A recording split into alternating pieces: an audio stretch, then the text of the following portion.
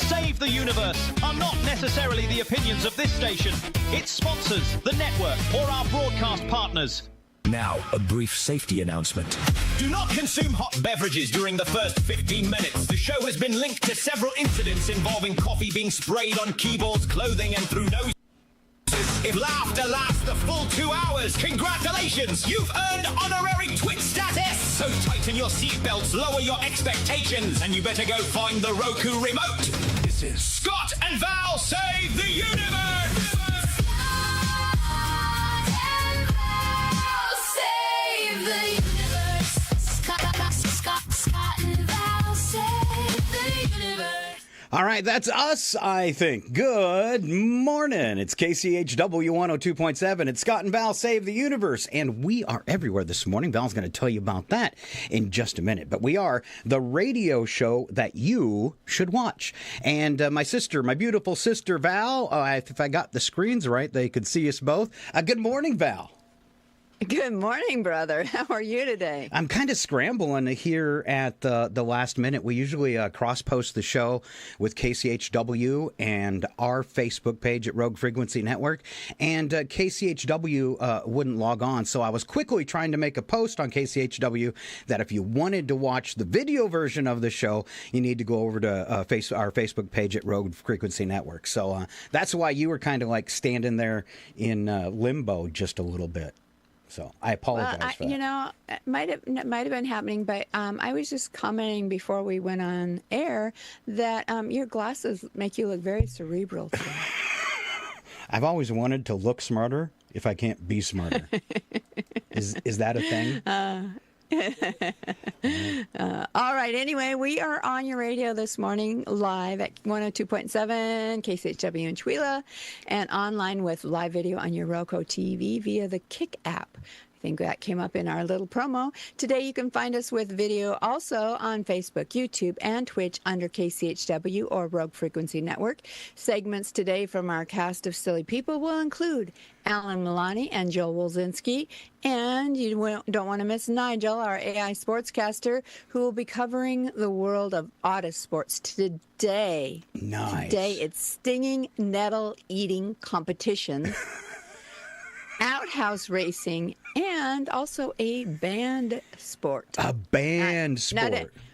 Not in B-A-N-D, but B-A-N-N-E-D. That's so, right. Band sport. A very horrible thing that ended in 2017, but you'll have to wait till Odd Sports and until you get the lowdown on that for sure. Exactly.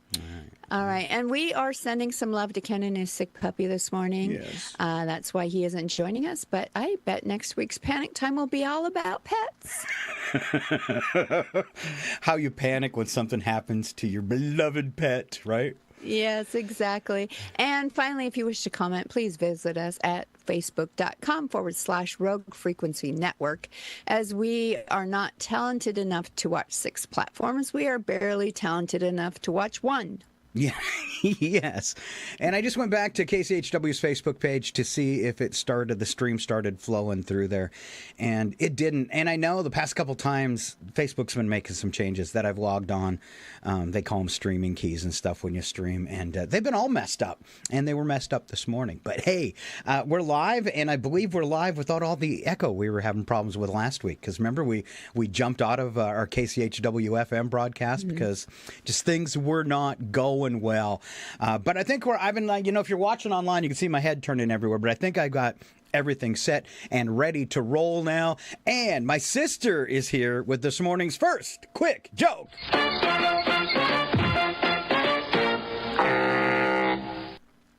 All right. In one small rural town, the sheriff also fulfilled the role of the town's animal vet.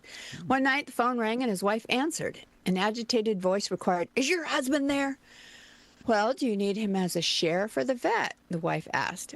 "Both," was the reply. "We can't get our dog's mouth open and there's a burglar in it." I don't think I'd be in a hurry to open the dog's mouth, personally. Hey, Chompers, you just keep working that. All right. Test your bite strength. I've got one basically for Val here. Don't look ahead. All right. So, Val, I looked at your horoscope today. Uh-oh. Yeah. I'm not sure you're ready for what's about to come your way today. Your lucky color for the entire week, Val, is invisible.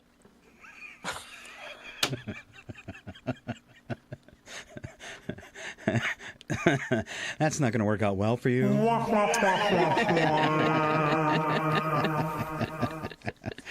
Good luck incorporating that into your wardrobe this morning. Oh, man, that might be difficult. All right. And speaking of invisible, there's a restaurant we're going to have in Odd News today where your clothes are invisible while you eat. Oh. Yeah. Oh, okay. Not optional, just invisible. Yeah, there's nothing optional about it. You can't even eat with them. Which for some of us that eat like animals might be an okay thing. All right, this morning. Yeah, I was going to say you don't have to wash the spaghetti stain out of your shirt. Yeah, or anything else. All right, the Cynic's Guide to Life. All right. These are some, we do those morning quotes, quotable quotes and stuff like that. Well, this is the same kind of thing, but for cynics. Val, would you like to start? We'll go back and forth. Sure. The journey of 1,000 miles begins with a broken fan belt and a leaky tire. It does. So have you ever tried to get on the road trip, but everything just keeps going wrong and keeps going wrong? I know it's like, okay, I forgot my phone, and then I forgot my purse, and then I forgot my glasses. Yeah. But, the leaky tire and broken fan belt, that's on Brad. My favorite story is me and my buddy Ron. We're supposed to leave town to go to the coast at 9 a.m. It's 4 in the afternoon. We're finally leaving. We leave the house. We make it maybe 2 blocks, and my muffler falls and starts dragging. Oh, no. So little old Scott, I go to the back of the car. I'm really mad already, right? And I slide under the back of the car, and I just, feet first, I slide under there, and I just keep kicking that tailpipe until the whole thing just falls off the car. I drag it out, I bend it in half, so it'll fit in the trunk, stuff it in the trunk, and I get in the driver's side, and I drove all the way to Seattle like a diesel truck. Because it was basically right off of the manifold. So it was so loud. And we drove all the way to Seattle like that. Good times. It's just a good thing you weren't further down the road, because some people, when that happens, they go to grab that muffler, and it's very hot. Yeah. Yes, so Ouch. You're lucky you hadn't gone far, right? Because I'm dumb enough, if I'd have went further, I probably would have melted my shoes on it while I was kicking it. All right. Here's another Cynic's Guide to Life. I believe every drop of rain that falls, a flower grows. It's awful sweet, isn't it? But also a foundation leaks, a ball game gets rained out, and a car rusts. At this part, I wouldn't carry about any of that if we'd get a drop of rain. Yeah, I bet. Real smoky there today. Wow. It was so smoky on the cameras. Yeah, this is actually the best day we've had in probably the last 3. So whoa, and it's not good. You can actually see blue sky. Yeah. Oh. All right, it's always take time to stop and smell the roses, and sooner or later you'll inhale a bee. It's true. Don't walk behind me, for I may not lead. Oh, Val said I look smart with these glasses on today. Do not walk ahead of me, for I may not follow. Do not walk beside me either. Just leave me alone. Go walk by yourself. It's always darkest before dawn. Ooh. So if you're going to steal something from the neighbor's garage, that's the time to do it.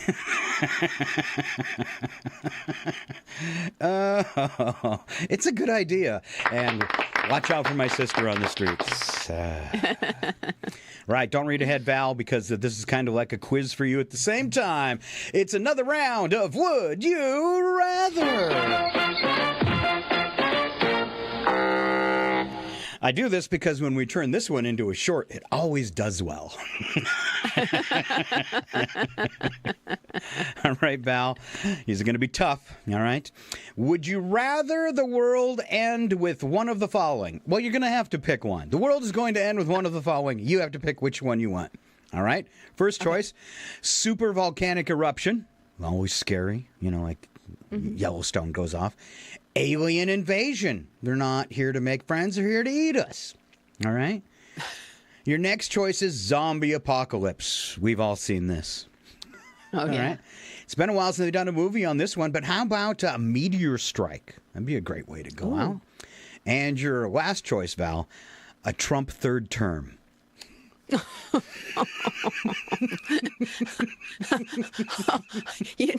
I'd be willing to actually take the zombie apocalypse just to avoid that one. All right, ladies and gentlemen, there you have it. Val chose zombie apocalypse, which was the winner at 34%. Trump third term's right down there at like 0.1. All right. Val, which would you rather be immune to? Caffeine, nicotine, G-forces, sugar, alcohol, Donald Trump. Donald Trump. Please. I don't want anything that comes out of his mouth to affect me anymore. You want to be immune to that, huh? Yeah, I want to be immune to that. That voice in my head, please, no All right. more. If he wasn't on the list, what would you choose? Caffeine, nicotine, G-force, sugar, or alcohol? What do you want to be immune to? If immunity means that like it doesn't affect you, like go to my hips, I'd take sugar. Oh, I was kind of wondering if you would choose that one too, because I know we both fight sugar. G-force was the number one answer. G-force. Oh, all right. I can see that. Yeah. But I mean, how often do you need G-force in your life? I mean, maybe never, but sugar. Well, you haven't driven with me much in the past 30 years, have you? In Scott's life. At that point, I need to be immune from dying. Yeah. In Scott's life, G-force, very, very important. Ask some people that have ridden with me in my boat. Got whiplash? Yeah. My boat comes with G-force and weightlessness. Because for that split second when your boat goes airbound, or right before you land. Airborne, yeah. Yeah, you feel weightless. It's the best. All right, this could be the toughest question you've ever answered, Val, for the last one. Would you rather? Val, would you rather lose an arm or experience a Trump third term? Lose an arm. All right, Val, your choice. Lose an arm, Trump third term. Definitely lose an arm. All right, guys, bring in the saw.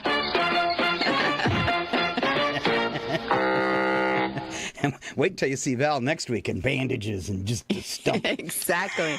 I'll take one for the team. That's right. She turns around and says, "That was worth it."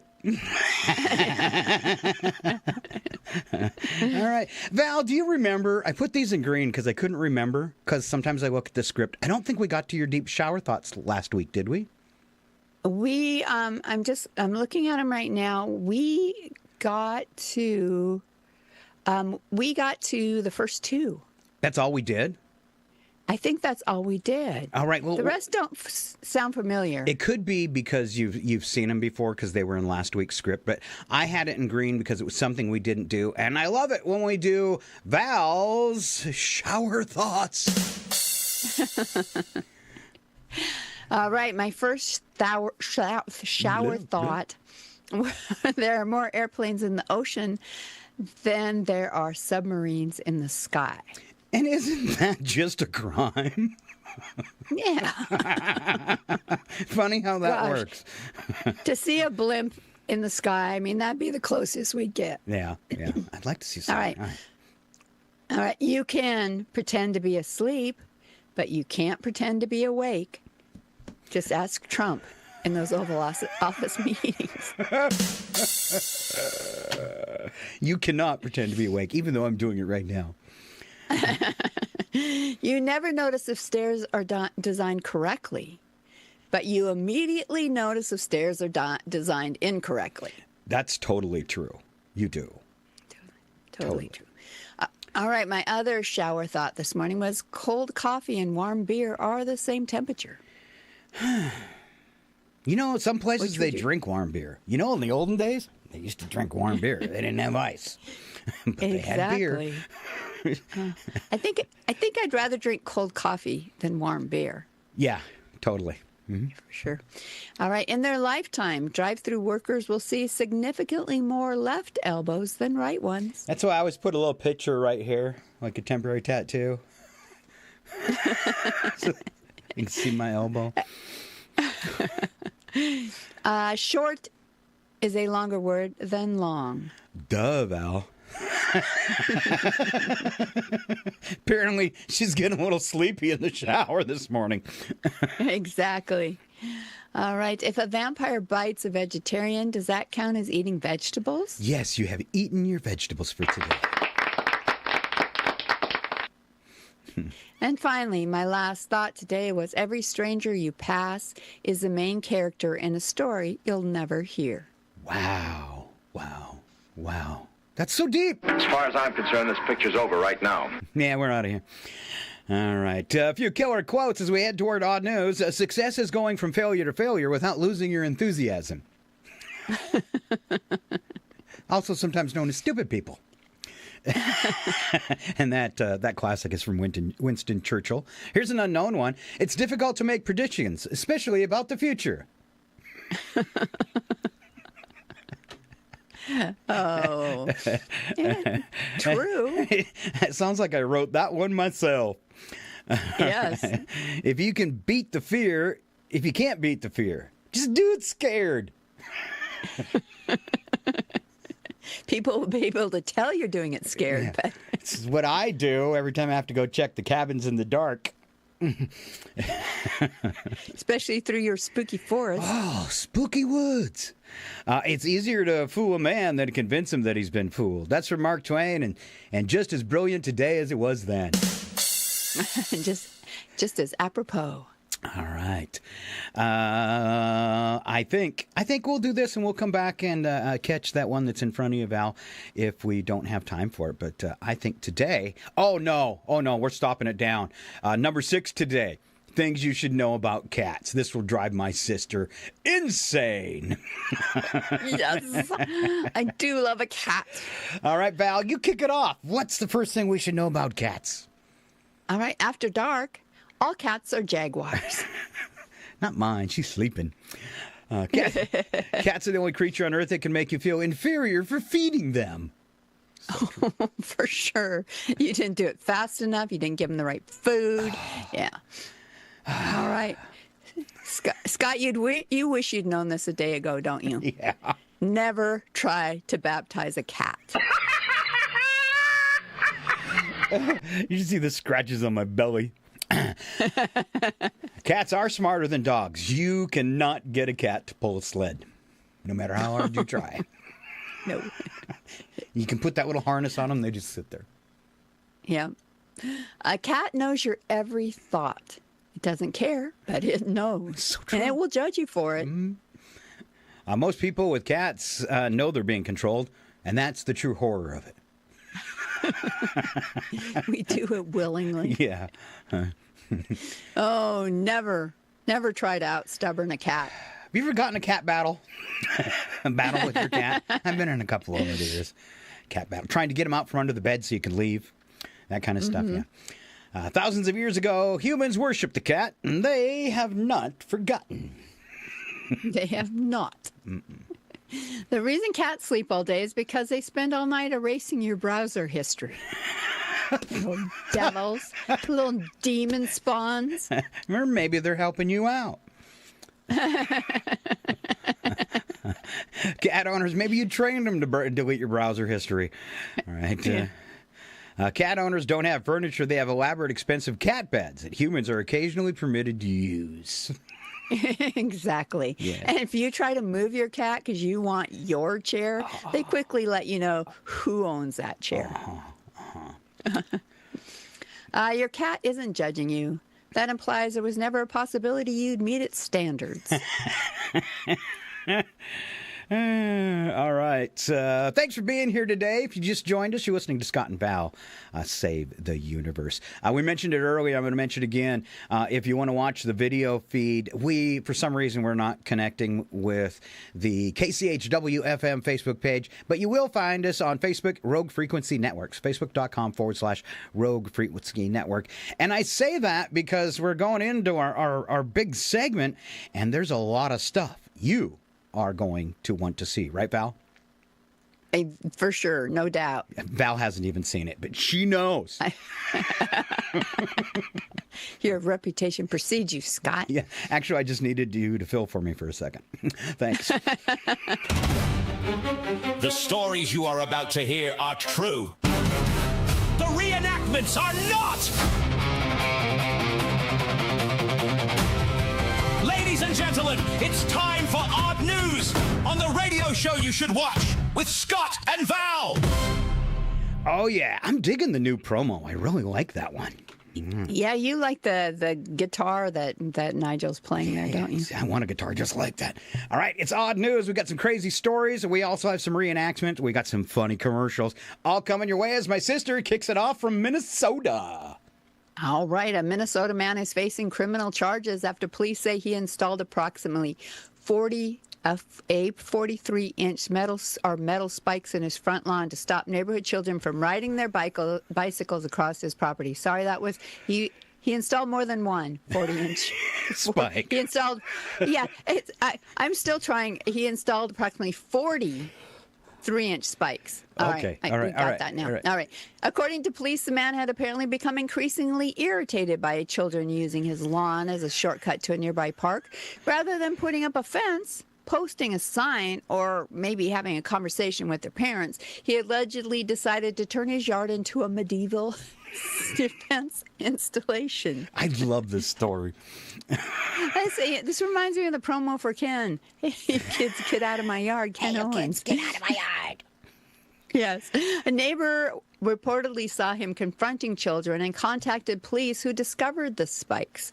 Authorities removed the hazards before someone was seriously injured. There are plenty of ways to tell children to stay off your lawn. You could yell at them, you could install a fence, you could become the neighborhood's crankiest old man, or apparently, if you're sufficiently committed to being the villain, you can just booby trap the petunias. Nothing says welcome to the neighborhood quite like some metal spikes and a trebuchet, right? Yeah. All right. So just for a frame of reference, this is the worst video I made today. I mean, it's absolutely horrible, but I had nothing else to play. For the last time, you blasted kids, stay out of my yard. Hey, Jimmy, you forgot your bike. Trebuchet, you putz. All right, made Val laugh. That's good enough then, right? It did. The spikes. Yeah, it was the spikes. The yard came out pretty cool, but if you're just on the radio, you don't even see that. So. And I know why we're going, because that's one of Scott's favorite words in the whole world is trebuchet. It's the only font I use as well. If I'm typing anything, doing any kind, it's always in trebuchet. Just because in my head, when you hit trebuchet size 16 font, I can just hear them, from old England going trebuchet. Love it. As you throw words at them. Yes. Hey, Val, that's really good. I am tossing words, and I'm going to toss some more words at you. Here's a Welsh man, 26 years old, been fined after dressing himself up as the Grim Reaper, climbing onto the roof of a hospital, and then finding those hospital rooms that have the window that looks to the outside from the ceiling and staring down at the patients.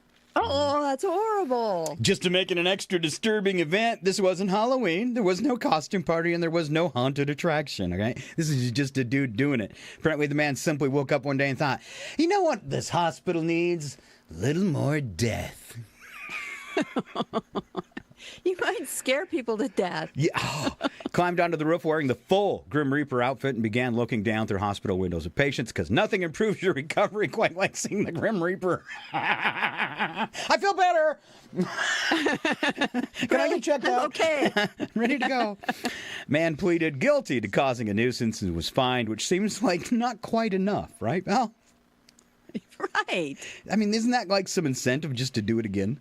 Do it again, yeah. What do you get fined? $50? You scared 2 people almost to death. So To death, almost. Yeah, almost. Good job. All right, here we go. Reenactment time. Everything is stable. Doctor, I think my condition is getting worse. No, you're fine. Then why is death looking directly at me? That's the Wi-Fi technician. Oh my God, your time has come.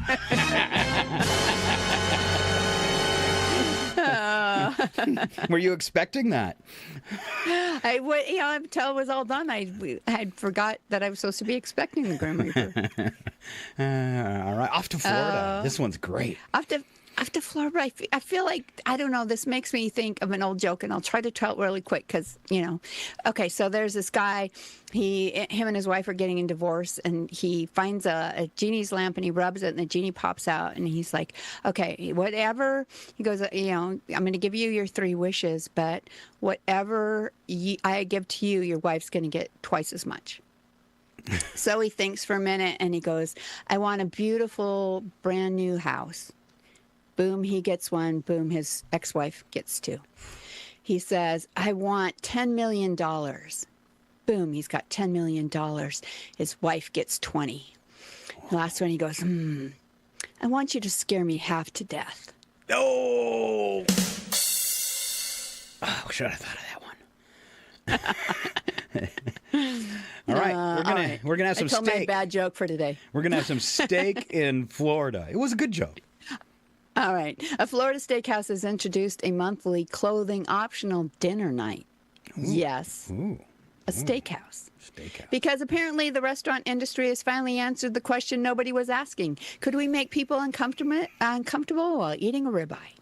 Customers are provided with robes, towels, and seat covers, thank goodness, while the restaurant's employees remain fully dressed. So the customers are naked, the waiters are clothed, and everyone is pretending this is somehow a normal Taco Tuesday. The restaurant has rules, including no unwanted touching, and the requirements that diners use towels or coverings on their chairs. Thank goodness, again.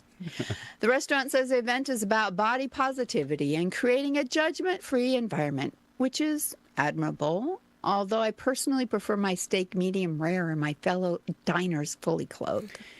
I'm open. Of course you are. I looked online, Val, to see if this wonderful restaurant had a commercial, and they didn't. So I made them one. And since it's a parody, I got to use their real name and everything. Oh. Yeah. Fun. Totally legal. Here we go. Are you tired of the same old dining experience? Pants, shirts, shoes. The crushing psychological burden of underwear. Well, South Florida has finally decided, enough! Introducing the new dining experience at CLASS Soiree Steakhouse in Hollywood, Florida. A luxurious evening of fine food, fine wine, and absolutely no fine clothing. That's right. For one glorious evening, you can enjoy a 5-course dinner while experiencing the freedom your ancestors enjoyed before somebody invented pants. Begin your evening with appetizers and hors d'oeuvres, followed by a magnificent surf and turf dinner and a champagne toast. All while sitting completely naked next to approximately 20 people you've never met, because nothing says, nice to meet you, like immediately meeting the entire person. And don't worry! CLASS Soiree has thought of everything. Upon arrival, you'll receive a robe, although, according to the chef, most people take one look at it and say, nah. You'll also receive a lap towel and hermetically sealed seat cushion, because apparently even naked people have standards. The staff remains fully clothed because there are apparently limits to civilization, and here's the best part. It's completely legal, so grab your significant other, your best friend, or that co-worker you've been meaning to make incredibly uncomfortable, and come enjoy dinner the way nature intended. Reservations are limited, clothing is optional, dignity is apparently negotiable.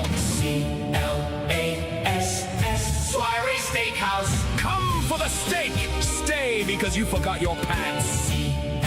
CLASS Soiree Steakhouse. We have the meat. All of it. There you go. Soiree Steakhouse in Hollywood, Florida. Wow. I'm going to see if I can make this comment and not get myself in trouble, but would give a whole new opportunity to say there's a hair in my food. Especially if the waiters weren't clothed. I'm so glad they give you hermetically sealed cushions, because especially if their seats are vinyl. Oh, yes. All right, we got a new world's record, and here comes my sick sister to tell you about it. And now, a story demonstrating that humans will turn absolutely anything into a competition. A Vietnamese yoga instructor has reportedly set a world record by performing 86 push-ups underwater on a single breath. 86. 86. Underwater.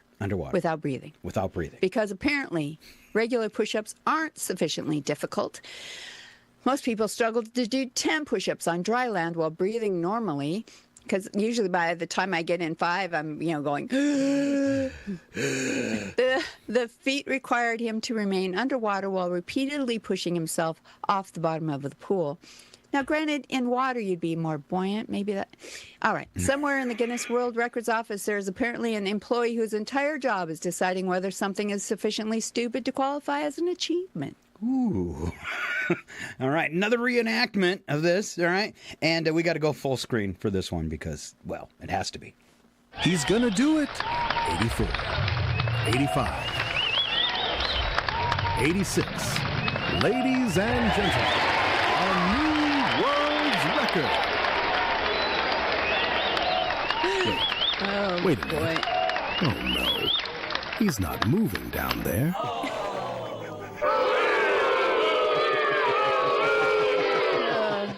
Don't make the crowd. I think that is a requirement that you actually survive the record attempt. But right? at least he broke. I don't think it's a requirement. As long like the guy counted it off, he officially did the 86th push-up underwater with one breath. He just couldn't come back up. Right? All right, here we go. This sounds dirty, but it's not. Researchers studying marmots in Colorado have come up with an unusual way to raise money after losing all their federal funding because of Donald Trump. They've launched a fundraising campaign called Only Marms. Yes, Only Marms. It's a parody of OnlyFans, except, well, subscribers get marmot-related content. Let's see, because apparently when scientists run out of government money, the next logical step is monetizing rodents. To be clear, there's actually no marmot nudity involved because they're covered with fur. So. Oh, yeah. Okay. That's the way you get around the laws. And possibly little bikinis. Possibly. Although, let's be honest, marmots have never exactly been known for maintaining a strict dress code. The researchers study the animals to better understand their behavior, health, and environment, and now they're asking the public to keep the research going by paying for photos, videos, and updates about their marmot subjects. This may be the most wholesome use of the internet yet. No scandals, no influencers, no celebrities pretending to sell wellness products, just scientists saying, give us $5 and we'll show you what this fat little mountain rodent did today. Or somewhere in California. Most likely eat garbage because that's what they do. Do they? Well, somewhere in Colorado, marmots. What? I was just going to say, if you've ever been to the transfer station in Spokane, there are marmots everywhere. Oh, yummy. Marmot sitting on a rock, completely unaware that its face is now helping finance scientific research. Right. Aww. I think we should go full screen for this one too, Val, because, well, marmots are pretty cool, and they're really cute. Congratulations, little fella. You've become an influencer. You have absolutely no idea what an influencer is, do you? Which means you're smarter than most of them. See? Marmots in bikinis. That's why we're the short. Where else could you get a marmot in a bikini? But right here in Scott and Val Save the Universe. Just another tiny way. Tiny, tiny, tiny way we save the universe. Marmots in bikinis. That's right. Thank you. Thank you. Right. Thank you. Let's land a plane, Val. All right. A young flight instructor in Florida has been praised after safely landing an airplane on Interstate 10 when the aircraft developed serious engine trouble. The instructor was flying with a student when they smelled burning oil and realized something was wrong. She contacted air traffic control, assessed the available options, and ultimately brought the aircraft down safely on the interstate. No one in the airplane was seriously injured, and remarkably, no one on the highway was hurt either. Now, technically, landing a plane on an interstate is not considered ideal aviation procedure. It's more of we're out of options sort of maneuver. The student pilot also got an unforgettable lesson in emergency aviation. Most flight instructors say the first thing you learn is how to take off. The student apparently got the advanced course, what to do when the interstate becomes a runway. All right, this one is really fun. It's going to remind you of an old 80s movie. And realize, like last week, we had the scary, dark summer song. It's another deadly summer vacation. This is kind of the same thing. You never know what's going to happen when you're out there with the family. I think it's getting closer. You think?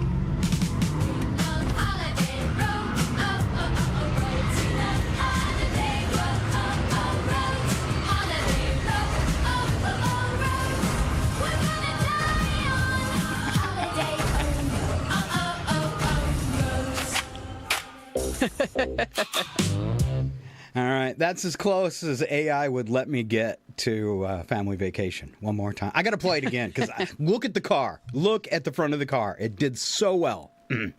I think it's getting closer. 6 headlights.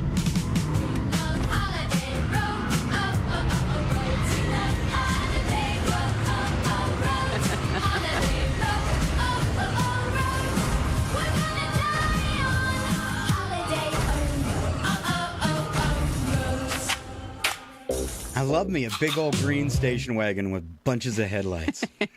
Right. What I was noticing, though, it's kind of takes after all the car chase shows, movies, where it does like little or no damage when they like jump a 20-foot obstacle, and it still is pretty much intact. And that's how your car was. Yeah. It starts out looking like it's getting crushed, and then it's magically better again. Yeah, just the hood cracked up a little bit and one dent.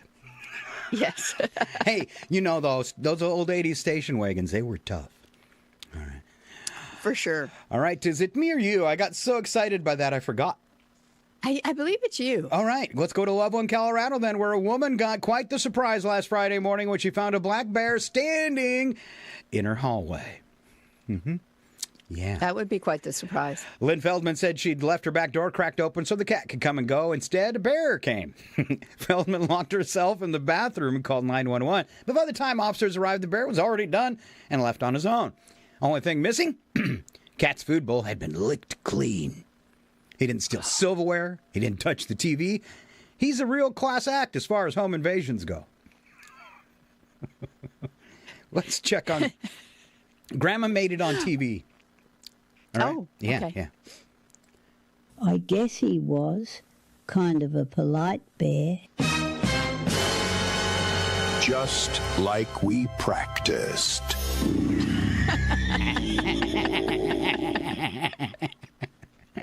That came out really good.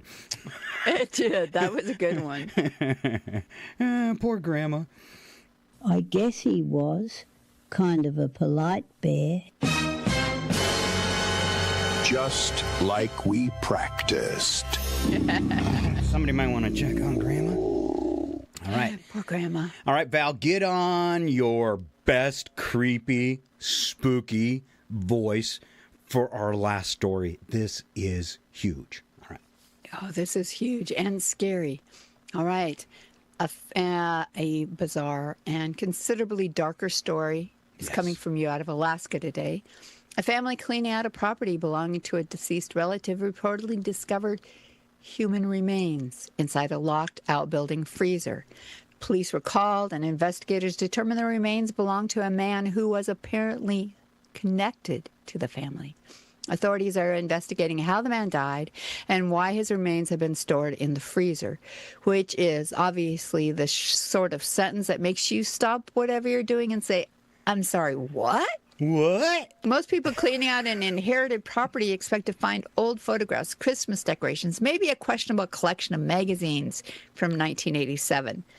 Police are still investigating the circumstances, and frankly, there are some questions that even Google cannot answer, like, how big was the freezer? Because that's the sort of information you really want before agreeing to help clean out Grandma's garage. I mean, you don't expect to open the freezer and discover that your relative has apparently been using it for advanced level family storage. I mean, advanced level. All right. Ooh. Ew. Hey, dude, your freezer smells funny. This is a video Scott made. Tired of hearing. Hey, dude, your freezer smells funny.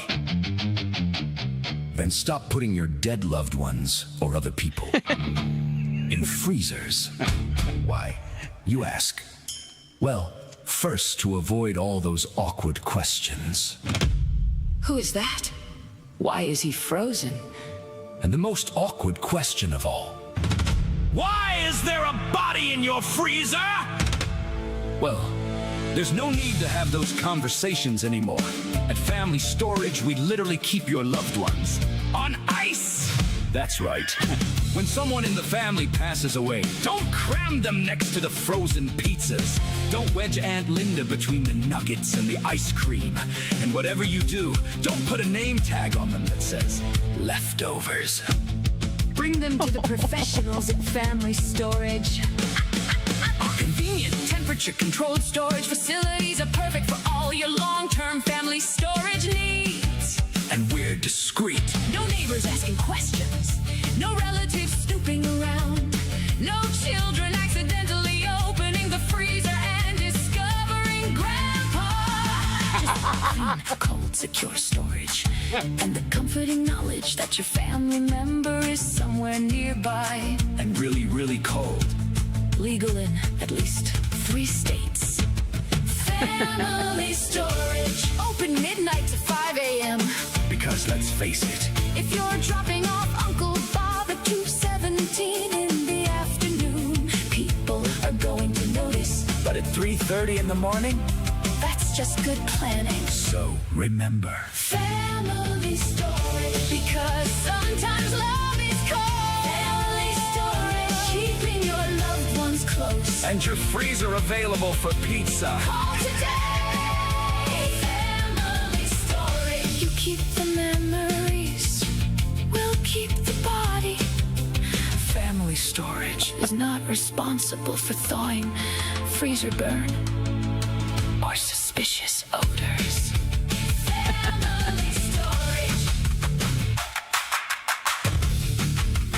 Family Storage. What's in your So deep bad. freezer? So it turned into a great commercial and a great song. And for those of you that dig this or watch this kind of stuff, on our 24/7 channel at Rogue Frequency Network on Twitch, Kick, and YouTube, our funny commercials run between the music and the skits and the segments and the little shorts and all that kind of fun stuff. So always good for a giggle. And that end of the line where she goes into that harmony about sometimes love is Yes. cold. I am so taking that clip and making a song out of it. So I've Sometimes got, love is cold. Sometimes love is cold. It's going to be my next song. With that All voice. right. With that voice, too. I really dug that. All right. I love it. I love it. Yeah. And it's funny, isn't it, how you get song inspiration from the strangest places. Dark humor. That's where I get all mine. You know, and I've been like, I want to write a new song, but I just wasn't getting inspiration.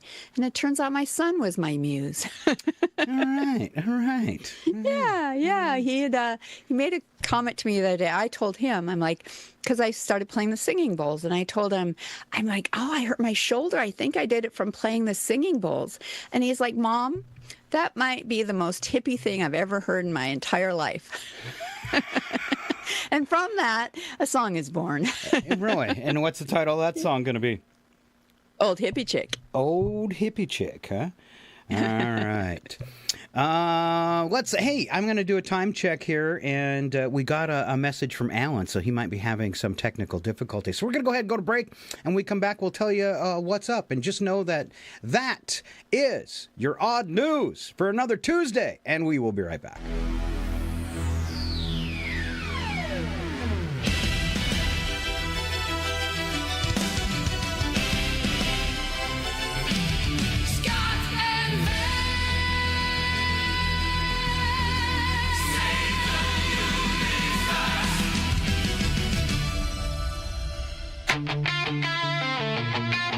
Scott and Val Save the Universe will be right back. They're probably heating up a chocolate teapot. I hate this job. It's total bollocks, isn't it? Their mum must have been real knackered after raising these two wibble-wielding squiffies.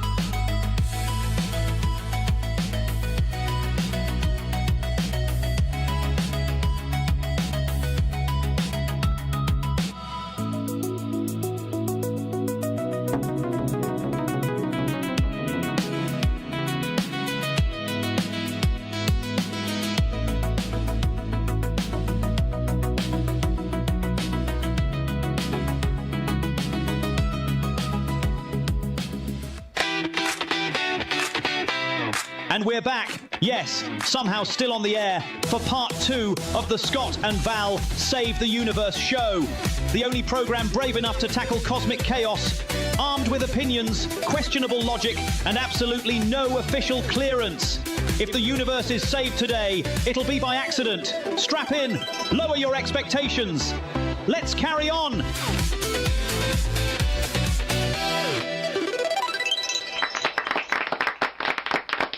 All right, I don't know if we deserve any applause, but we're getting it anyway. And welcome back, part 2. We'll give it to ourselves, if nothing else. That's right. Hopefully you're out there going, oh, that odd news. That was like the best yet. I've got to interject something before we go any further. One of our odd news stories, hopefully you caught it, was about the steak restaurant where you eat naked, right? Yes. We just kind of got done doing that. And I missed it at the time, but Ken happened to comment. He said, he said, I'll take my steak medium bare. No.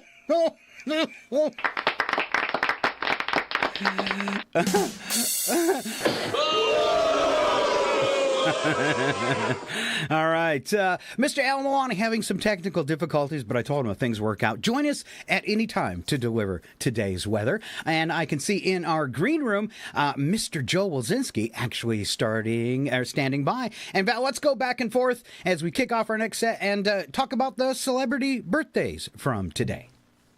I get to do the first one, right? Yeah, that's your boyfriend, isn't it? Yes. Chris Hemsworth turns 43 today. Gosh, I hope he likes older women. He does. Actor known for playing Thor in the Marvel movies. All right. Viola Davis turning 61. Actor known for How to Get Away with Murder and The Help. Okay. All right. Joe Rogan turns 59. Comedian, UFC commenter, and host of the Joe Rogan Experience. Man, I'll live. Anna Gunn turning 58, known for playing Skylar White on Breaking Bad. Ooh. Sophia Okonedo turns 58. Actor known for Hotel Rwanda. Hotel Rwanda. Who? Ashley Jensen turning 58. She's the actor known for Ugly Betty. All right. Ben Gibbard turns 50, singer and frontman of Death Cab for Cutie. And Will Friedle turns 50, actor known for Boy Meets World. We move on to goofy and fun holidays. A lot of them will go back and forth in these two. National Panini Day. And National Raspberry. Oh, go ahead. No, do you know what that's? Do you know how to pronounce that word? Panini? No, the next one. You were just going to jump on. Raspberry Bomb Day? I used to thought it was like bombers. Bombay? No, it's actually pronounced BAM, believe it or not. And okay. It's much like the next one, which is National Raspberry Tart Day. And they say if you combine a tart and a BAM, wow!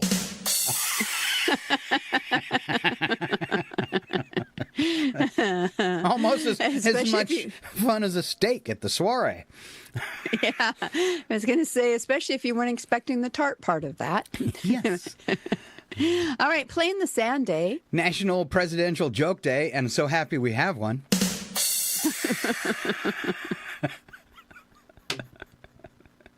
I don't have a real joke. The joke's already here. Yeah. Joke's on us. Yeah, this actual National Presidential Joke Day traces back to 1984 when Ronald Reagan made a joke on a hot mic. Would you like to hear it, Val? I would like to hear it. This is that. Now, I know I do a lot of tricky stuff with audio, and some AI gets mixed in there, but this is a real audio clip. My fellow Americans, I'm pleased to tell you today that I've signed legislation that will outlaw Russia forever. We begin bombing in 5 minutes. Oh my gosh. Oh my gosh. That's something as dumb as our current president would say. Yeah. Just as tacky as everything you can hear on the TV and radio today. All right, Val, what's next? National Son and Daughter Day. National Face Mask Day. National Foo-Foo Day. I'm dressing up. Annual Medical Checkup Day. National No Code Day, an unofficial holiday encouraging people to unplug from their devices for the evening. Ooh.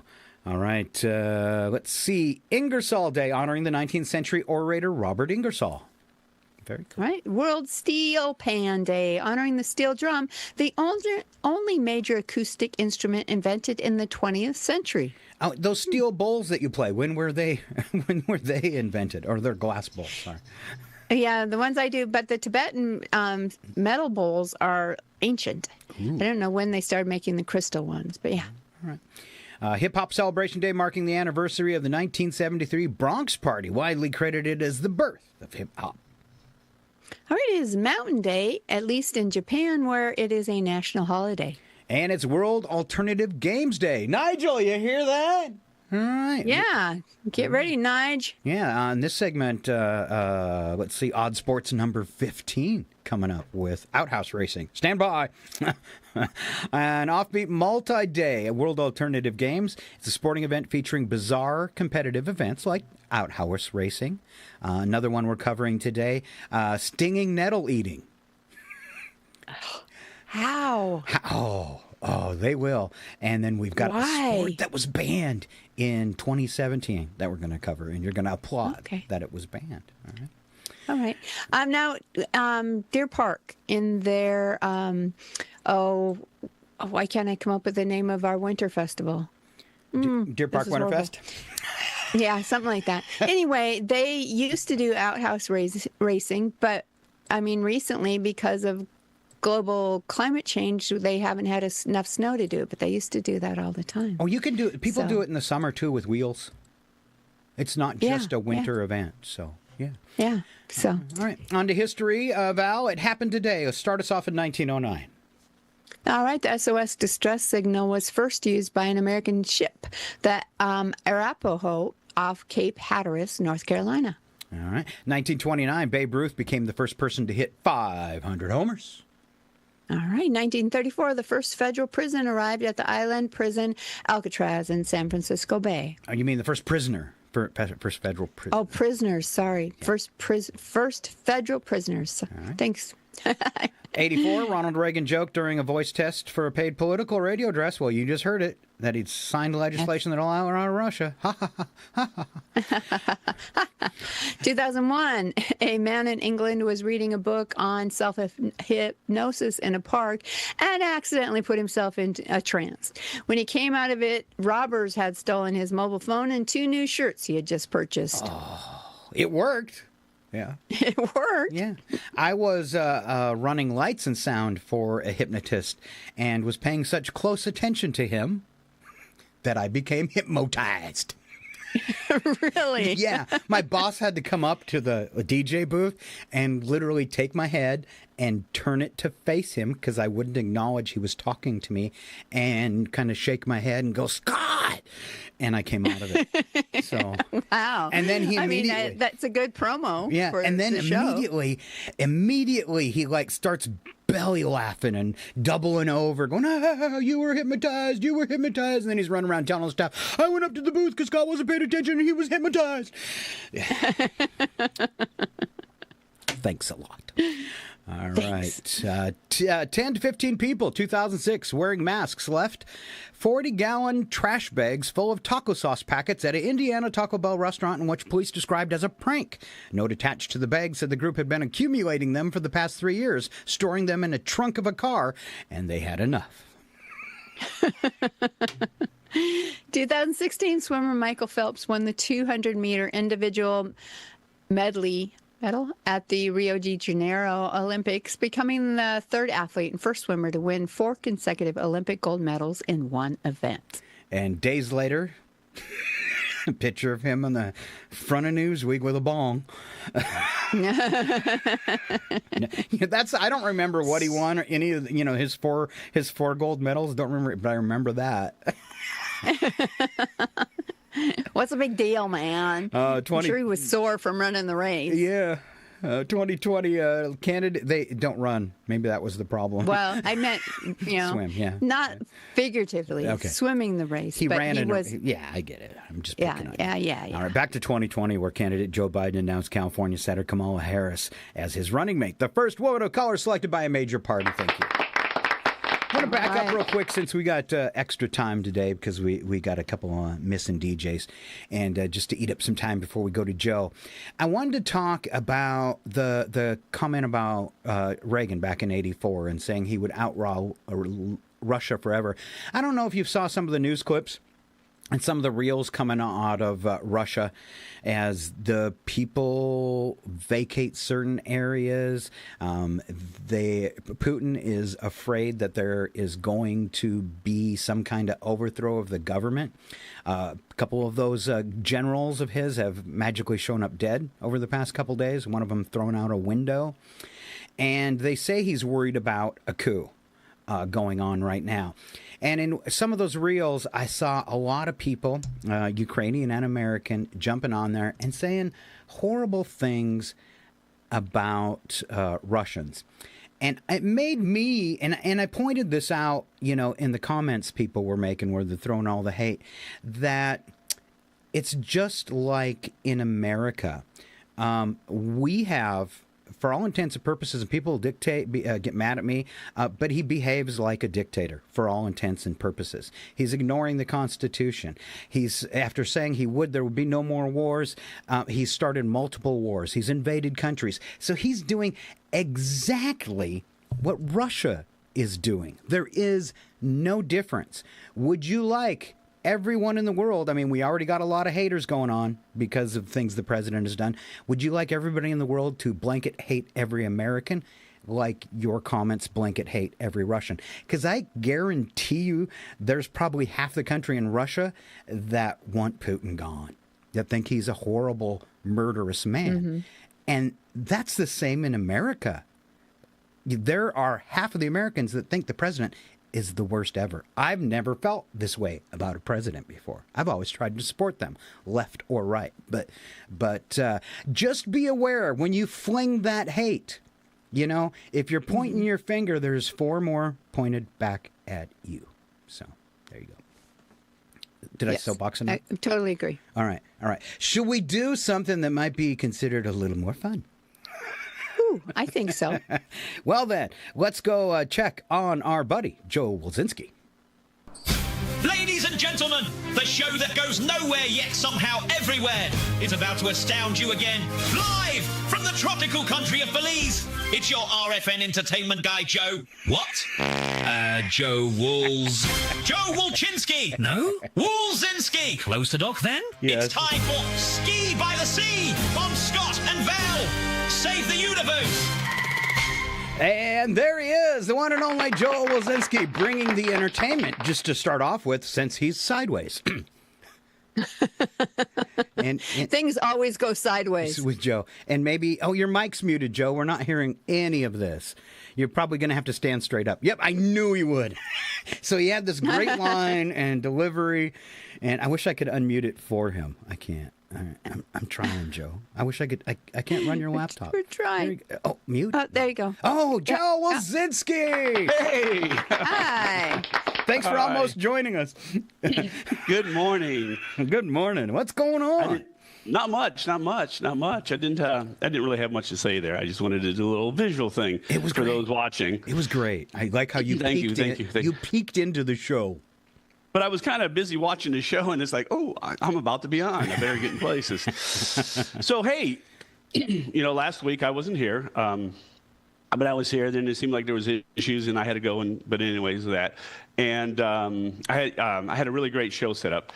And Scott and I talked. He probably doesn't remember this, but we agreed that it was going to be such a great show that instead of me doing some more work, I would just do the show that I was going to do last week. Oh, Makes things excellent. a little bit easier. Yeah. I approve. Okay, so July 20th, history. You guys are talking about history. Man on the Moon, the death of Bruce Lee. But July 2026, guess what came out? Spider-Man. Yeah. Spider-Man, a brand new day. So what we're going to do is we're going to talk about Spider-Man facts over the last 50 years. Okay. Number 1. Yes. Spider-Man became Marvel's most recognizable superhero. Okay? I mean, I remember watching him as a kid back in the 60s and the 70s during the cartoon and things like that. So I could probably agree with that.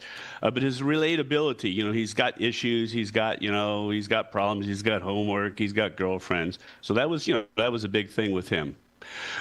Number 2, the phrase, with great power comes great responsibility, became one of fiction's most famous quotes. Okay, sadly, it was, a lesson learned after the death of his Uncle Ben, and but that's kind of defined his entire life. Number 3, Spider-Man revolutionized comic book storytelling. So I guess before Spider-Man, I was a little bit too young. Teenage heroes were usually sidekicks. Batman had who? Batgirl? Robin. He said, I thought he said girls. Thank you, Val. Someone's paying attention. They had girls. So we know what's on your mind, Scott. All right, Batgirl. Okay. Batgirl, yes. Robin, okay. But Peter Parker was a teenager, who was doing teenage things. Okay. He has starred in multiple blockbuster franchises. 3 actors have played him in major live actions. I mean, he had a TV movie in that. But Tobey Maguire played him from 2002 to 2007. Andrew Garfield, 2012 to 2014. And then Tom Holland is 2016 to present. And these films have earned billions of dollars. And to be honest, I like Tom Holland. I don't remember which Spider-Man movie what the title was, but it was the first one. I would have sworn that he was AI. Just looking at him, it's like, that's not a real guy. That's AI. Why is that? What? Because he's just his features and the way things looked. It just looked, too perfect. And then looking at his wife, I'm like, yeah, I think she might be AI too. She looks a little bit too. There's an interesting conspiracy theory. Okay. Anyway, the Spider-Verse expanded the mythos.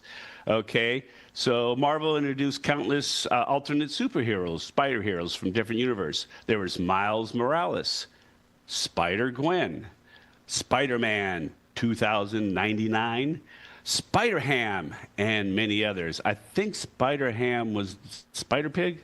I could be wrong. Okay. I don't know. First, he was Spider-Pig. Then he was Spider-Ham. Well, for some reason, I always associate ham and pig together. Well, I don't know why. Sorry. Yeah, either. Miles Morales became one of Marvel's biggest modern heroes. Introduced in 2011, he brought a fresh perspective to Spider-Man and video games and made a bunch of money. So that's the important part. That's a bonus. Okay, Spider-Man's rogue gallery is considered among the greatest in comics. Villains such as the Green Goblin, William Dafoe, Dr. Octopus, Venom, Sandman. The third one with Tobey Maguire had Sandman. I was kind of disappointed because it was kind of like, Sandman bad. I got to go. Bye. Yeah. But, hey, that's just my personal opinion. And Kraven the Hunter. Those are some of the most recognizable villains. Spider-Man has become a gaming icon. Okay, modern Spider-Man video games, which I've never played, especially developed by the Insomniac Games, have been critically acclaimed. So I'm going to kind of just do a sidebar here since we're trying to, take up some time. So years ago, when I worked at Wilpinton High School, I was up at the IT guy, and he was just showing me stuff. He showed me some virtual glasses, and I put them on, and of course it was the Spider-Man game where you actually got to do the web thing and hit up a wall, sling and fly around. I could never be Spider-Man. So it was like New York City, and we were, I was going around, and I was on top of some skyscraper or something like that. Now I'm in the building, which I'd worked at for numerous years, and so I'm familiar with it. But I got the virtual glasses on, and I was up there looking around, and how high I started freaking out. I mean, it was like I literally was stamping my foot on the floor in the room just to make sure I was still on level ground. So what's the moral of the story? That if you have an interesting life, when you need to waste some time, you can tell boring stories. Ah, excellent. You figured everything out. Anyway, the animated Spider-Verse films redefine superhero animation. Okay. Spider-Man Into the Spider-Verse, I think that was the one with the Morales character, won the Academy Award for Best Animated Feature. And Spider-Man remains one of the world's biggest entertainment brands. And it's going to continue, and it's going to continue, and it's going to continue. My son, one of my sons is a big and has been a big Spider-Man fan. One of my grandchildren, it seems like every time we talk to him, he's always wearing a Spider-Man shirt. So Spider-Man, he's out there. Wow, he can do everything a spider can, I guess. So they say. They say. Anyway. Oh, go ahead. I'm sorry. I was going to say, I've always been kind of surprised myself because growing up, I enjoyed comics and superheroes and all that kind of stuff.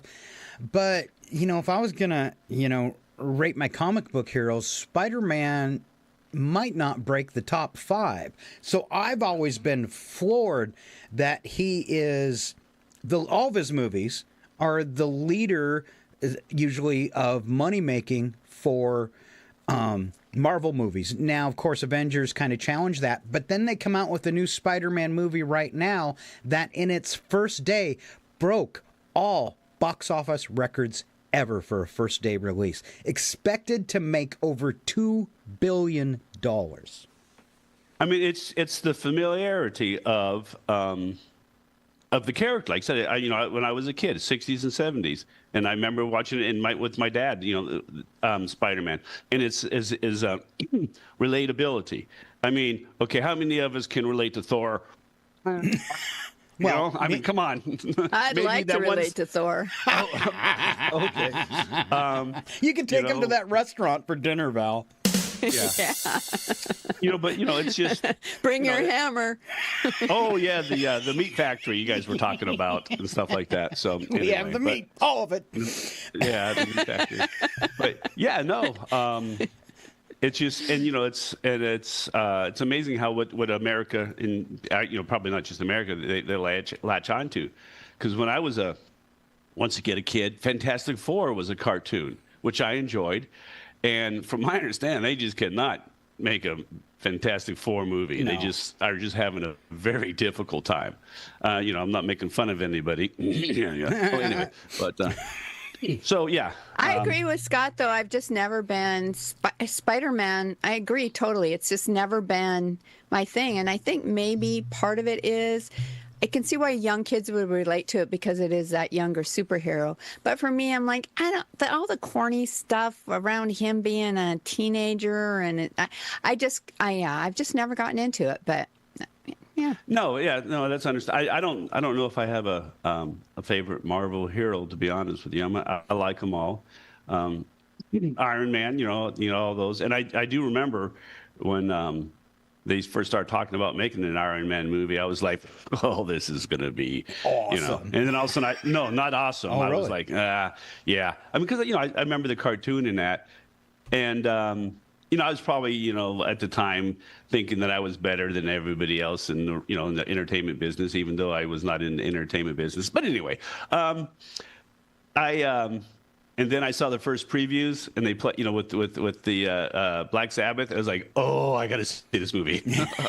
So that's a lot of it. It's we have this perception, this idea, but then we see a clip, or it's a commonality thing, and it's like I think okay, wow. I think what made Iron Man, though, was, and why it was so successful, is who they cast for it. Right. I mean, Robert Downey Jr., I mean, his sarcasm and, and all of that, I mean, he made the character. If somebody else had been cast in that position, it might not have done well at all. But he was kind of made for it. So, I mean, if he hadn't been in so many other ones, Ryan Reynolds has the same kind of snark. Oh yeah. So he could have played. He could have been an Iron Man, but you're right. There are very few actors, I think, that would have turned that into the juggernaut it was. And as a kid, that was the one cartoon I never read. Was Iron Man. Was not interested in it. And after watching the movies and stuff, I regretted missing all the Iron Man cartoons as a kid. And still, I've never went back and done it. I'm too busy for that. But all right, Joe, we've hijacked your show. Okay. Anyway, so. Do we have time, or do I need to get going? Or we can do a couple more minutes, and then we do have a couple segments we got to get to. So okay. Well, so I was going to say this last week. As you guys know, I lived and worked in Spokane, and lived in Chihuahua, and had a lot of friends in Spokane, and worked in Wellpinit, and so it's still going on. So I just want to, the people of Spokane and Wellpinit now, because West End is, they had some issues out there. You just hang in there. It's going to end. I haven't seen today how things are going. It's going to get better. And I mean, it's horrible now, but it's going to get better. Just kind of, get together, hang together, and help each other out. And wildfires are bad enough. This one even more tragic that someone did it on purpose. And yes, and possibly started a lot more in the area too. Right. So, yeah. Scott, Matt drove through the 5 Mile area and stuff, and 9 Mile area, yesterday, coming home, and he said, it was so devastating. He said, I wanted to pull over and cry. Yeah. No, it is. It's horrible. Watching the wild animals traipse through town that have been dislocated too. That's, I'm an animal person. I feel for humans too, and the people that lost their homes. But it was just as tragic to see a buck not even phased, to have people all around him, just walking between a couple houses that were left trying to find something to eat. And like he wasn't, there's people everywhere. He didn't seem to care or be flustered. He was in shock. Yeah, really. Yeah. So, and that was another one your son caught. That was your son's video that I saw, where he stops and talks to the buck, and he's by that rose bush, and he's like encouraging him to eat some roses. So I don't know if you saw that one, but that was a great video, and just kind of like what Joe's talking about, just kind of expresses the tragedy, and it's more than just people in their homes. There's we got people missing, and animals dislocated, and it's gruesome. It's gruesome, and the fact. And like Val said, the sad thing is it's the human factor. I mean, we've tried to control, or we think we control Mother Nature, and she just right, whatever. Okay, here, boom.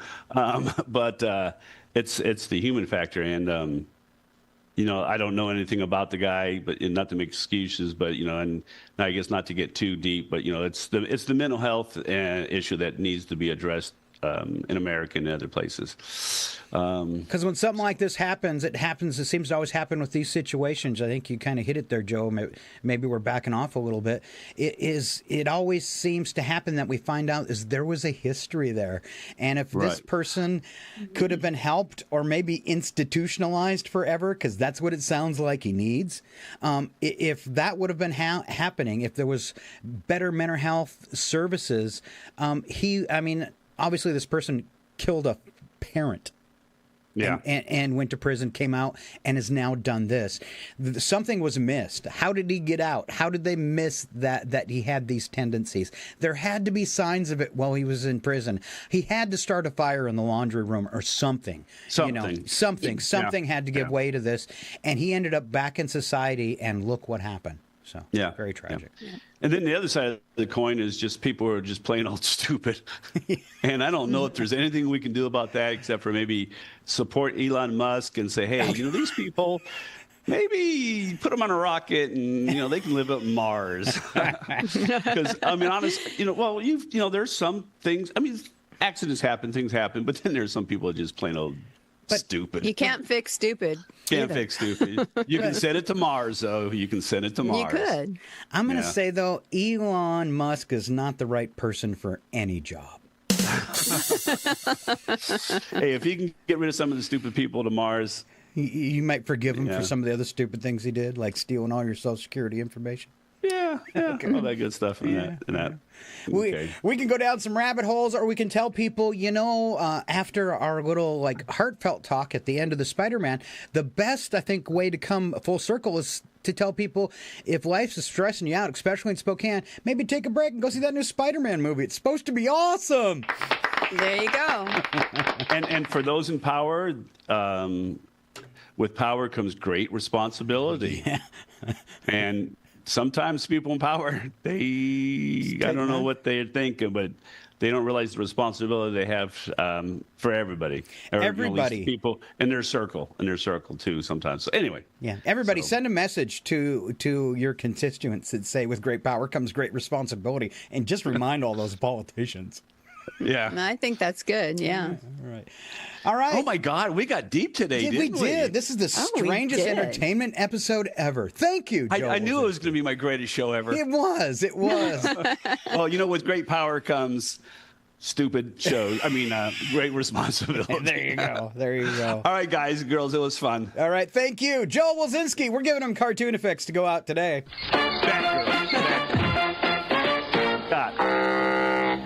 All right. Bye-bye. All right, ladies Joe. and gentlemen, Joe Wilzinski. Thank you so much, Joe. Let's see, Val. We actually did really good. We were worried about time today, but we are doing quite well.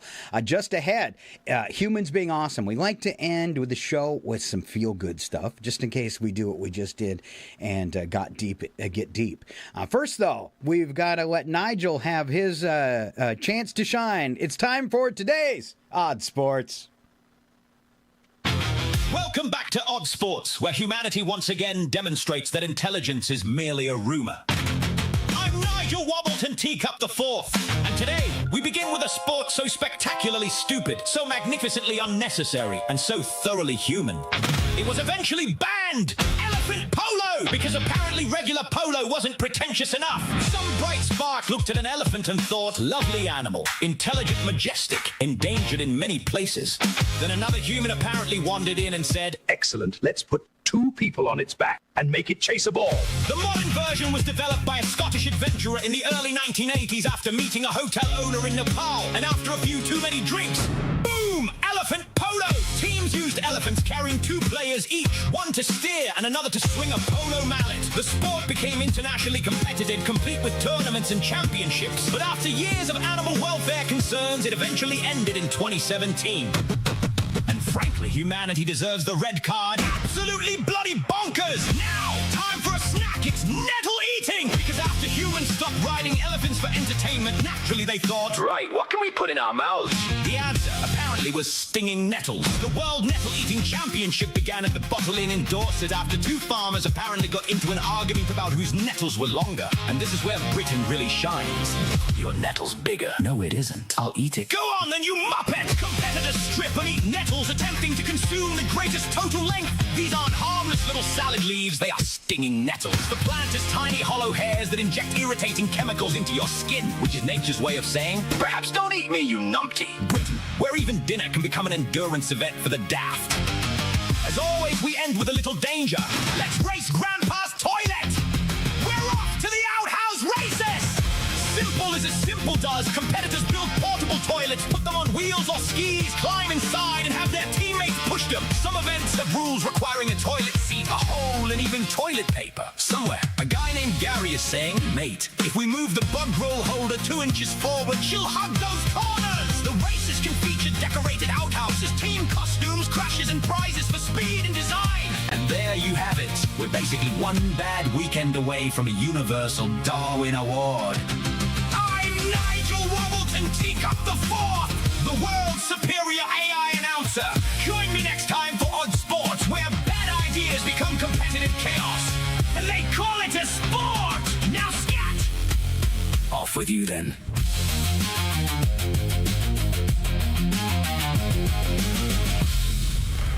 There you go. Nigel's digging the guitar there. He Look at him. is. Yes. Yeah. It's a new thing. I wish I had as much confidence as Nigel. Yeah. So confident announcer. I missed that in training. Hey, Val, how would you feel about a couple trivia questions to break things up before we go to humans accidentally being awesome? Sure. All right.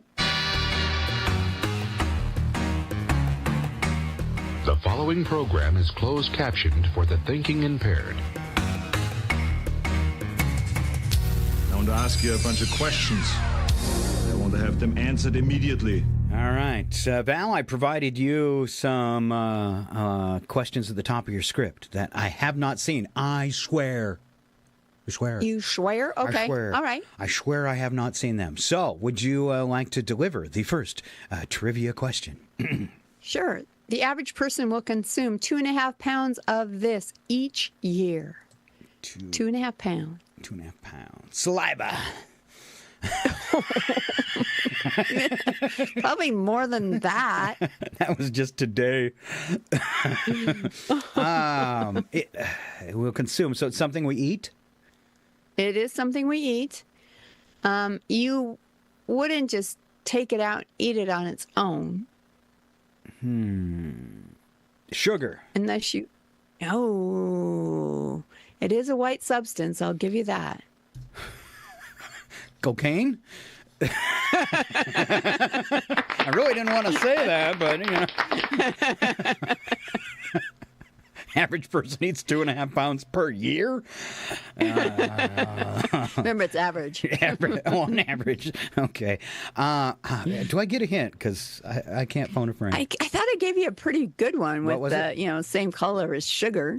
Flour? No? No. What else? No. It's in everything. I'm surprised it's not more than 2.5 pounds. It's in MSG. everything. No. I give up. Salt. Oh, I forgot there was another white granular thing out there. I guessed everything but salt. Cocaine, flour, I hate them all. No salt. I guess I forgot. Sugar.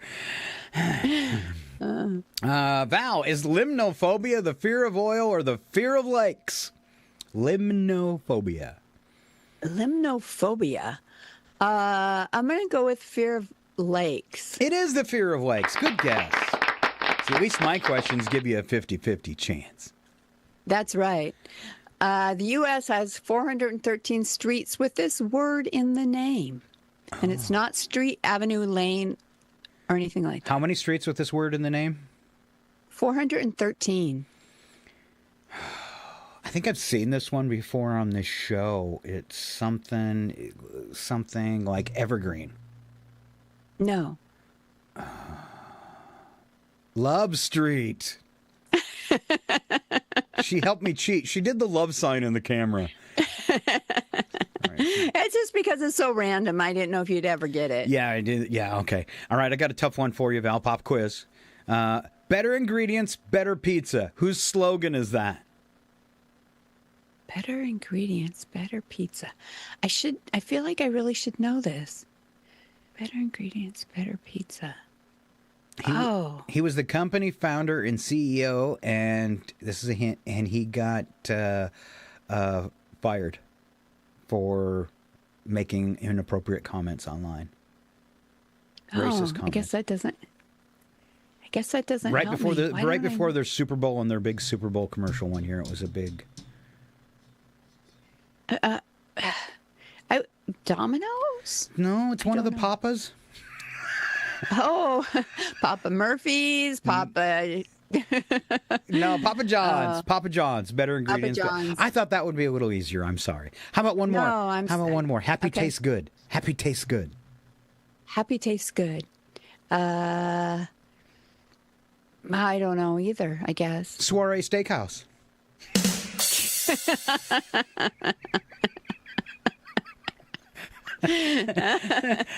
Actually, Dairy Queen. Dairy Queen. Oh, happy tastes good. And if you know what the Soiree Steakhouse is, you need to watch part 1 of today's show. Yeah. It's worth Yeah. a lot. So, I mean, are these current slogans or? No, they were just fast food generic fast food slogans. All right, I think we got time for one more question, sis. All right. Turkeys gobble and tigers growl. What animal gibbers?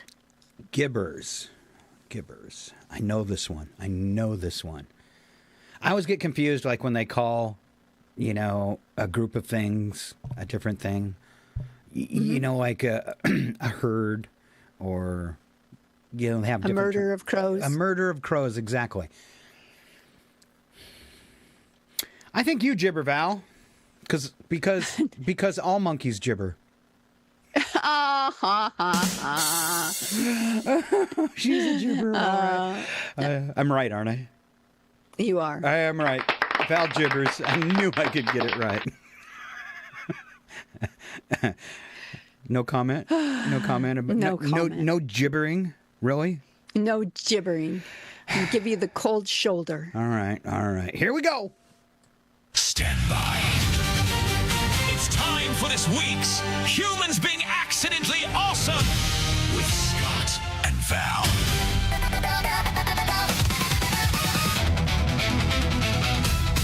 Stand by. All right, this is the part of the show where we pay tribute to people who do things that make planet Earth a better place.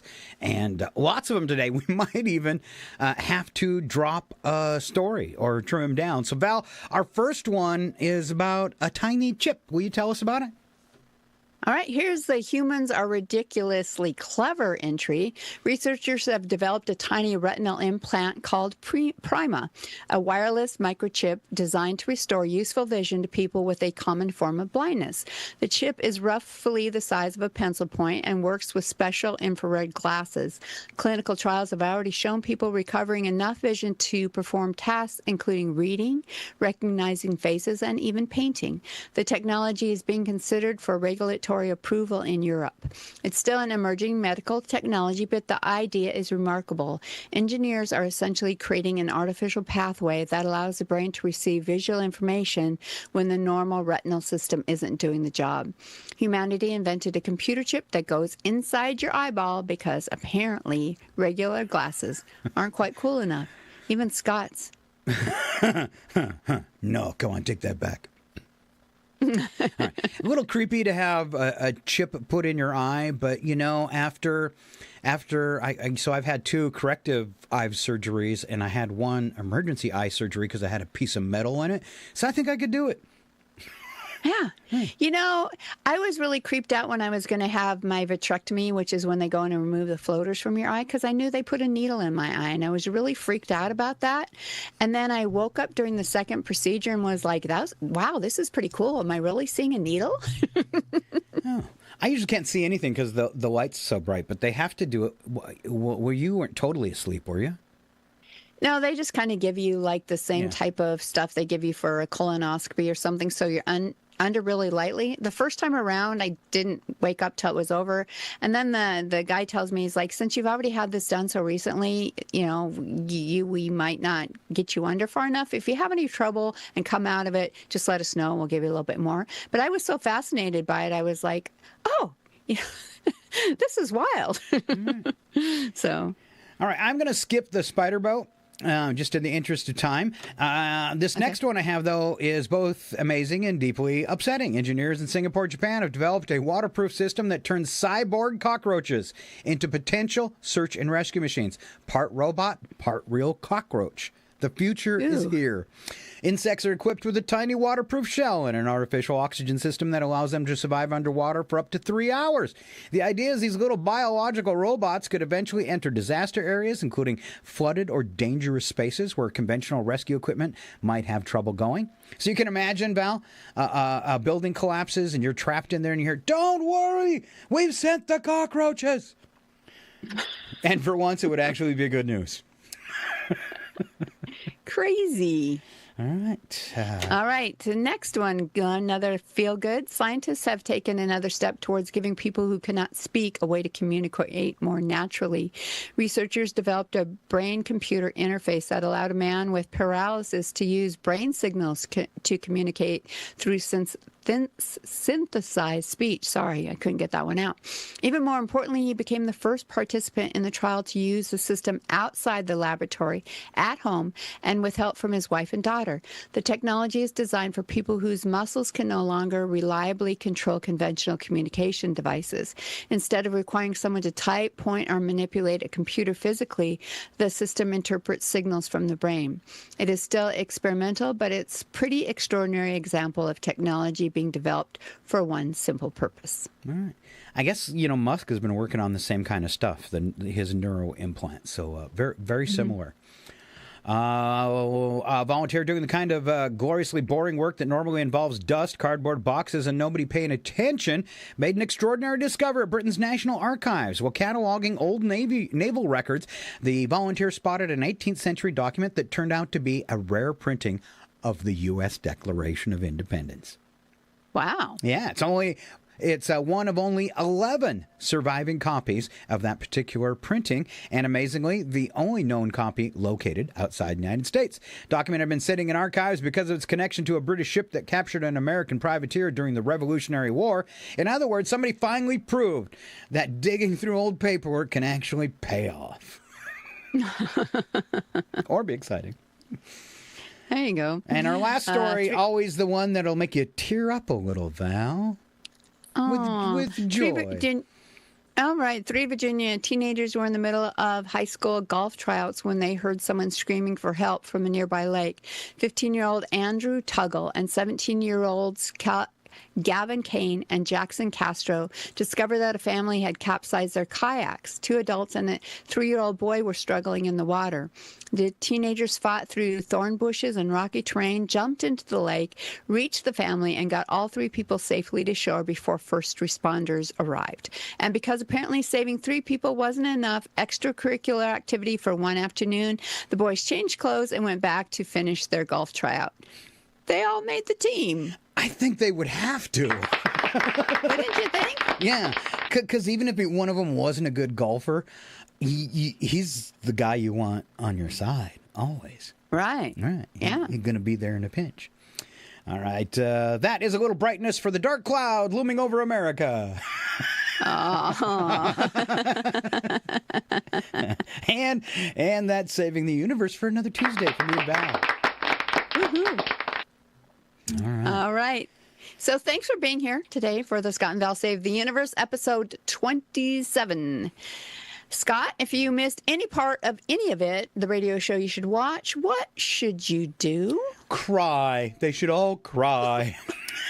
Cry. No. Re-examine your life's goals and all of that. Yeah. Well, you can catch up on past shows. Even today's show will, within a couple hours, will be available on YouTube and Facebook, both for KCHW and the Rogue Frequency Network. So you can catch up on past shows, segments, cutouts, and shorts on Instagram, Facebook, YouTube, and TikTok. Full live show replays on Facebook, Kick, YouTube, and Twitch. And audio-only version on all audio podcast networks. Also, when you visit, please follow and say hi or subscribe, whatever that site asks you to do. We really appreciate that. And now that we've got a bunch of content from making it all the way to episode 27, we have a 24-hour-a-day channel, roguefrequencynetwork.com. It's also on Kick and YouTube and Twitch. And you can see our shorts, shorter segments from the show, music, some educational science content, and a lot more, plus all the stupid commercials. Real quick, thanks to my sister and the boys for coming along, and even the boys that didn't make it on the show today were checking on us, because that's what a team does. That's what a team does. Yeah, so thank you, Val, and thank you for listening. Until next week when we can save the universe again. You got any closing words? You know what? Our hearts go out to everybody who is struggling right now for whatever reason, and the fires, of course. So just know that people are out there, they care, and yeah. All right. I want to play this as I leave, just to make everybody suffer like I have. So this was a comedy bit from last week's Odd News. And it's a song about this. There was a mime that was creeping people out in the park. And I played this song on the radio, and I haven't been able to get it out of my head. So I am going to do it to everyone else as we leave. Is that evil?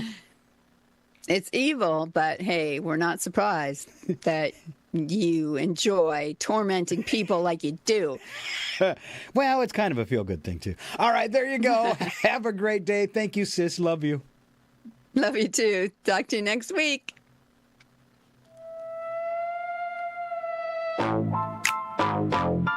Yeah.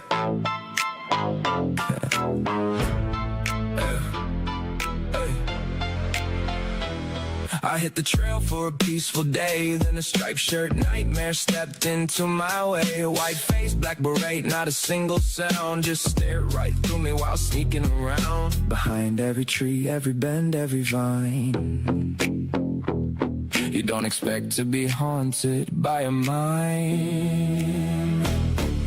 Mime, creepy vibe, silent as a ghost, but he won't hide. Mime, creepy vibe, she just annoyed me with an invisible ride. Then he stripped to his underwear, covered himself in oil. That's the moment every hiker's blood started to boil. Dog walkers ran, park rangers called. Even the squirrels looked visibly appalled. The cops showed up, finally ended the show. He didn't resist, just pretend he was in cuffs, you know. If a mime gets arrested, does he have the right to remain silent or get violent?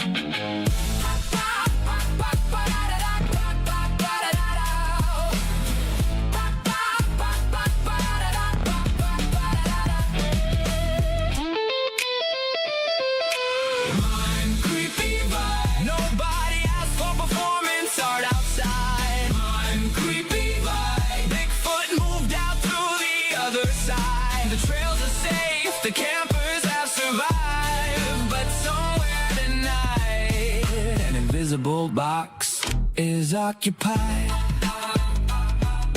No more creepy mime, no more creepy vibe. Just don't clap, he might be back.